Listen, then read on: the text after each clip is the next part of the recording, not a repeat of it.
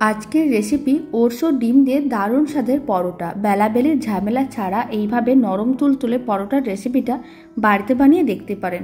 Breakfast হোক বা টিফিনে, ছোট থেকে বড় যে কেউ খুবই পছন্দ করবে। আর বানানো একেবারে সহজ, খুব কম সময়ের মধ্যে রেডি হয়ে যায়। নমস্কার, আমি রুমি, আপনাদের সবাইকে আবারও একটা দারুণ স্বাদের রেসিপিতে স্বাগত। প্রথমে একটা বড় সাইজের মিক্সিং বোল নিয়েছিলাম, তার মধ্যে দিয়ে দিলাম মেজারিং কাপের 1 কাপ ওটস। এবার আমি এর মধ্যে দিয়ে দিচ্ছি বেশ কিছুটা পরিমাণ গরম জল। খুব বেশি গরম জল না, উষ্ণ গরম জল দিতে হবে। এতে ওটসটা অনেক তাড়াতাড়ি নরম হয়ে যাবে। আপনারা চাইলে ওটসগুলোকে মিক্সির জারের মধ্যে নিয়েও পেস্ট করে নিতে পারেন। এখন আমি সামান্য পরিমাণ লবণ দিয়ে দিলাম, চা চামচের 4 ভাগের 1 ভাগ। লবণটা খুব ভালো করে মিশিয়ে নিতে হবে আর এইভাবে কিছুক্ষণ রেখে দিতে হবে, যতক্ষণ না ওটসগুলো নরম হয়ে যাচ্ছে।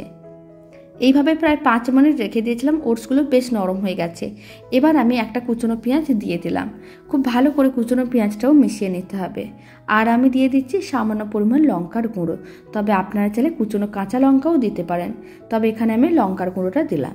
আর আমি দিয়ে দিচ্ছি 2টো ডিম। ডিমের পরিমাণটা আপনারা চাইলে কম বা বেশিও করতে পারেন।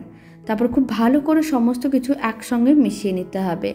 যখন হাতে সময় একেবারে কম থাকবে আর দারুণ কিছু স্বাস্থ্যকর রেসিপি বানাতে মন চাইবে, এই রেসিপিটা একদিন হলেও বানিয়ে দেখতে পারেন। কম সময়ের মধ্যে রেডি হয়ে যায় আর খেতেও বেশ ভালো হয়। মিশ্রণটা একেবারেই রেডি। এবার এক সাইডে রেখে দিচ্ছি। আর এদিকে একটা তাওয়াকে গ্যাসের ওভেনের উপরে বসিয়ে দিয়েছিলাম। কিছুটা পরিমাণ সাদা তেল দিয়ে দিলাম। তেলটা খুব ভালো করে চারিদিকে ছড়িয়ে নিতে হবে। প্রথমে ভালো করে গরম করে নিতে হবে। যখন তাওয়াটা ভালো করে গরম করা হয়ে যাবে, তখন ফ্লেমটা একেবারে লোতে করে দিতে হবে।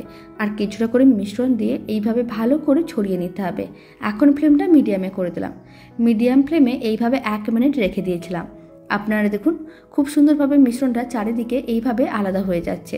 তারপরে আরও 1 মিনিট রেখে দেওয়ার পরে এইভাবে একটু উল্টে নিতে হবে, তাহলে আর উল্টানোর সময় ভেঙে যাবে না। এই দিকটা হালকা লাল হয়ে গেছে। এবার উল্টো দিকটাকেও উল্টে পাল্টে হালকা লাল লাল করে ভেজে নিতে হবে। এতে দেখতেও ভালো লাগবে আর খেতেও ভালো লাগবে। ফ্লেমটা মিডিয়ামেই রাখতে হবে। যদি ফ্লেমটা হাইতে থাকে তাহলে অনেক তাড়াতাড়ি লাল হয়ে পুড়ে যেতে পারে। দুদিকে উল্টে পাল্টে হালকা লাল করে ভেজে নিয়েছিলাম। এবার একটা প্লেটের মধ্যে নিয়ে নিচ্ছি। আর বাকি যে মিশ্রণটা আছে একইভাবে আর একটা পরোটা রেডি করে নিয়েছিলাম। দারুণ স্বাদের ওটসের ডিম পরোটা একেবারেই রেডি। আর রেসিপিটা ভালো লেগে থাকলে আপনারা যদি ফেসবুক থেকে রেসিপিটা দেখছেন, পেজটিকে ফলো করে নেওয়ার অনুরোধ রইল। ইউটিউব থেকে দেখলে চ্যানেলটি সাবস্ক্রাইব করে নেওয়ার অনুরোধ রইল। আর এই রেসিপিটি বাড়িতে বানালে কমেন্ট বক্সে জানাতে একেবারেই ভুলবেন না খেয়ে কেমন লাগলো। তো চলুন, ভিডিওটা আমি এখানে শেষ করছি। আপনারা সবাই ভালো থাকবেন, সুস্থ থাকবেন। আপনাদের সঙ্গে আবার নতুন রেসিপি নিয়ে দেখা হচ্ছে।